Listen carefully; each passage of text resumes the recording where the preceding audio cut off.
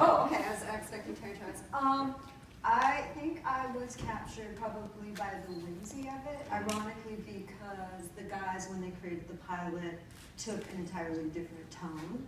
And obviously we've departed from, Terry's movie in a lot of ways. Yeah, I would say sort of the wonderment of his world that he created, that we've kind of departed from tonally.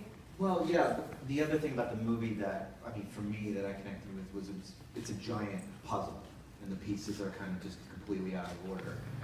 And that's something we're doing here in the series a lot.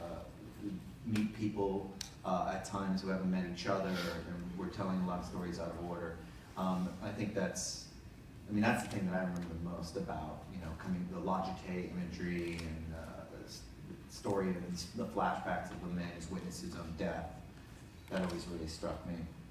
I mean, the other thing was, obviously, you had Bruce Willis, who was coming off of Die Hard and was this action hero. And put him in this movie where he's completely incapable of this mission. Yeah. And he's a guy that's as unlikely a hero as you can get. And I mean, time travel was hard. It was, everything was difficult. He was a man out of time, and that's the same thing we're doing here with Aaron Stanford. He's not your typical action hero, and he's thrust into this situation and has to make the best of it. And it's not a very good time machine. You said this before, you save the world with the time machine you have, not the one you want. And that's kind of what we're going to keep very much in the series, that this is a process that does not work well. It's like the Apollo mission of time travel.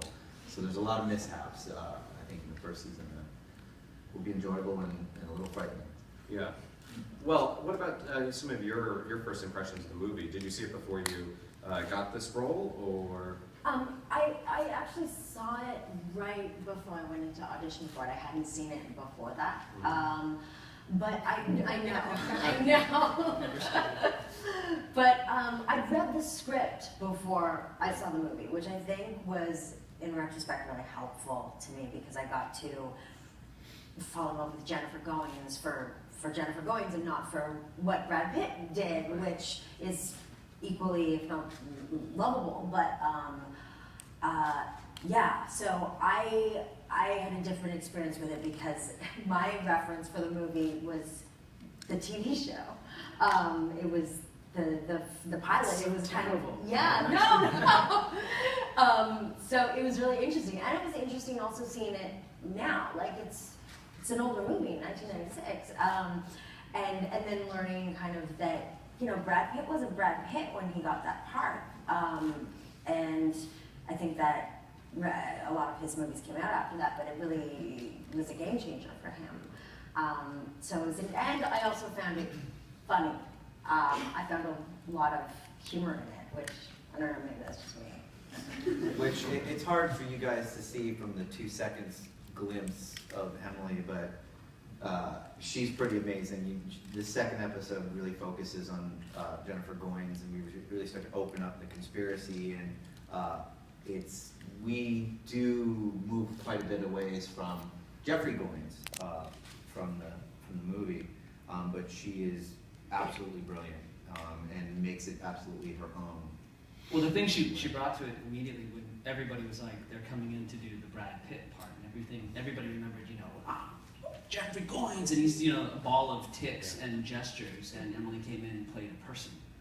Yeah. And immediately we were like, that's what we want. You want a character who can, you continue through a season of television as opposed to a couple of choice scenes in what is kind of a surrealist movie. Which I think like our entire cast. I mean, Amanda Schull is very different than Madeline Stowe, and Aaron Stanford is not quite Bruce Willis.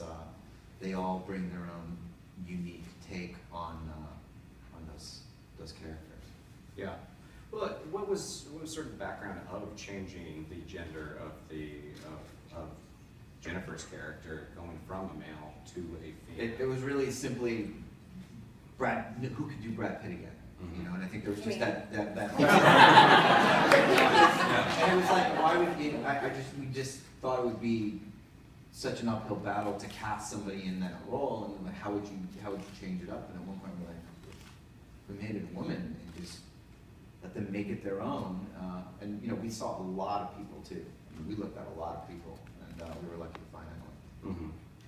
Natalie, let me ask you, Jennifer's character, is she brilliant? Is she unstable? Is she crazy? She is all of the above, in good measure. I think that's the fun of her character, and we think of her as our wild card, both on show and in real life.